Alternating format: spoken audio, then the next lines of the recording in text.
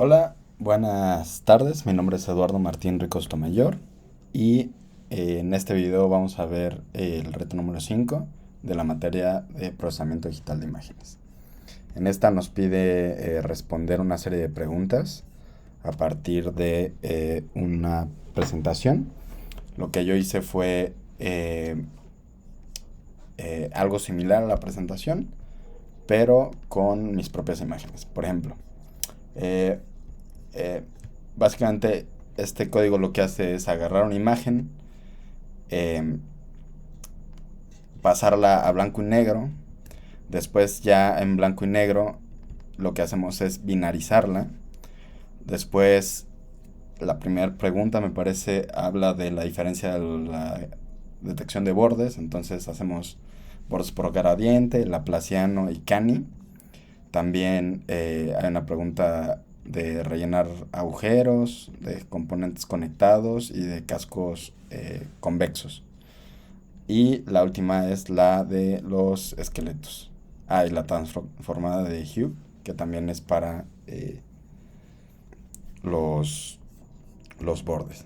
Eh, entonces, eh, vamos a correr este código y también vamos a correrlo con eh, la imagen de mi perrita. Muy bien.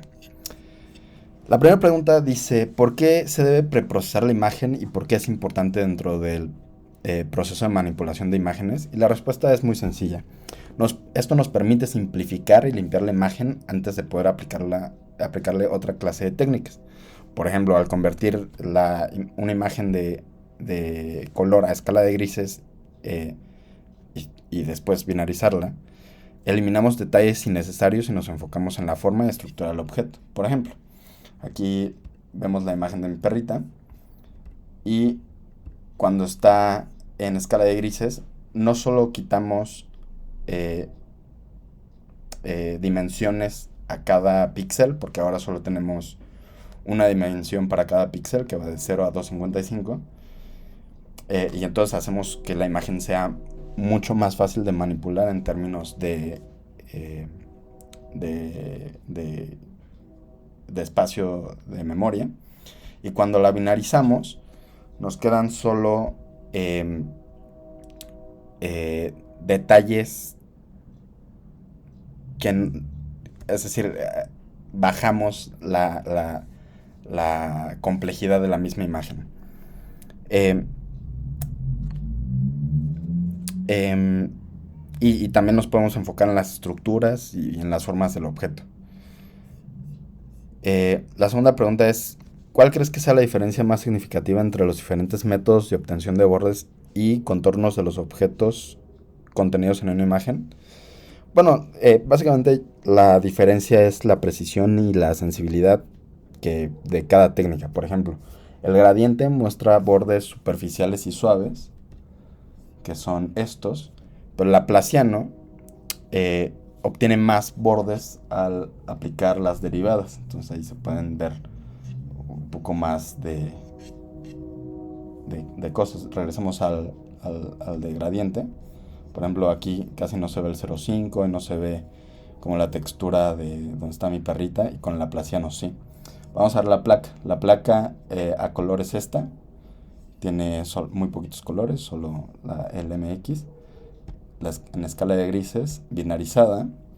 Y el borde obtenido por el método de los gradientes pues, muestra justo una cantidad poca de bordes. Y el laplaciano ya podemos ver mucha más cantidad de bordes. Por ejemplo, el método de Canning combina una clase de suavizado y detección y podemos lograr resultados más limpios. Veamos el de Canning. Entonces aquí, por ejemplo, ya se ve el ángel de la independencia, y en mi perrita, pues, por ejemplo, los números son mucho más claros, el contorno de los ojos, si lo comparamos con el laplaciano o el gradiente. Y la de Hugh es más geométrica, digamos. Y yo creo que es más útil cuando queremos buscar líneas o formas más específicas. Vamos a verlo. esta nos permite detectar como bordes muy, muy rectos.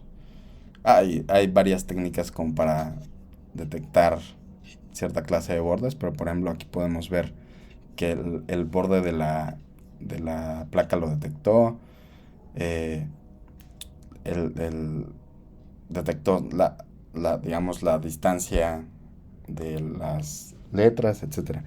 En general creo que cada una tiene ventajas y desventajas dependiendo del tipo de imagen y también del objetivo, ¿no?, que se quiera analizar. ¿En qué actividades de la vida diaria o laboral podrías aplicar los conceptos de adelgazamiento y ensanchamiento de bordes?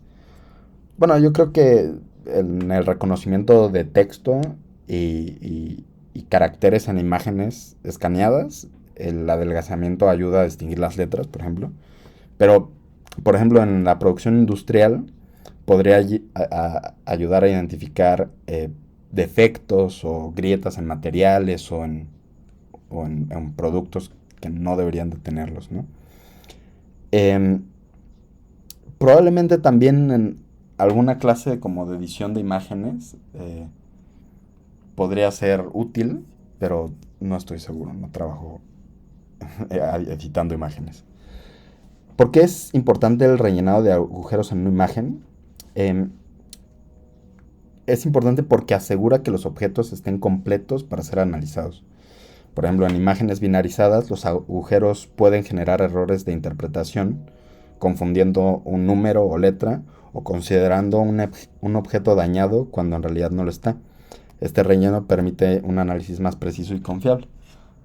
Vamos a la imagen del ala rellenada, que como podemos ver es similar a la binarización, pero eh, quita zonas que no son importantes, ¿no? Por ejemplo acá. Sin embargo, por ejemplo aquí en este caso específico también quitamos los números. Vámonos a la binarizada de la placa y a la rellenada.